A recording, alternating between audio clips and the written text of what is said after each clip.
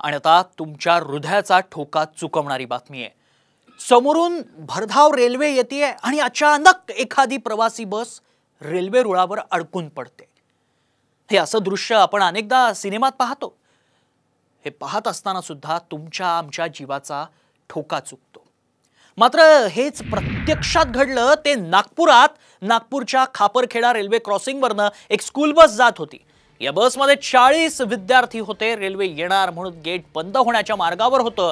त्यात school bus चालकानं नाव बघितलं ना ताव थेट पहिलं गेट ओलांडलं। बस ट्रॅकवर चढवली, मात्र दुसरं गेट बंद झालं। ही बस ट्रॅकवरच अडकून पडली।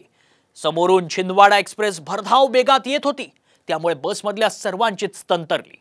आजूबाजूच्या लोकांनी लगेचच धावपळ केली। लाल रंगाचा बॅरिकेड रुळावर ठेवला, त्यामुळे समोर असलेली ट्रेन वेळीच थांबली आणि मोठा अनर्थ टळला।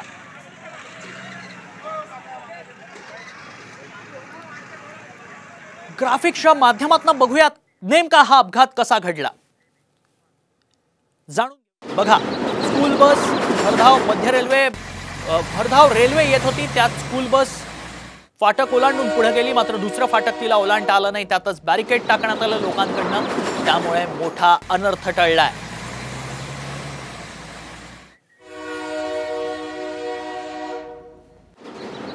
मुलं एकदम घाबरले होते, जाम घाबरले होते। ड्रायव्हर सुद्धा खूप घाबरला होता, पण नागरिकांनी ती बस रेल्वे रुळाच्या बाजूला करून तिरपी करून ते रेल्वे रुळ रिकामं केलं।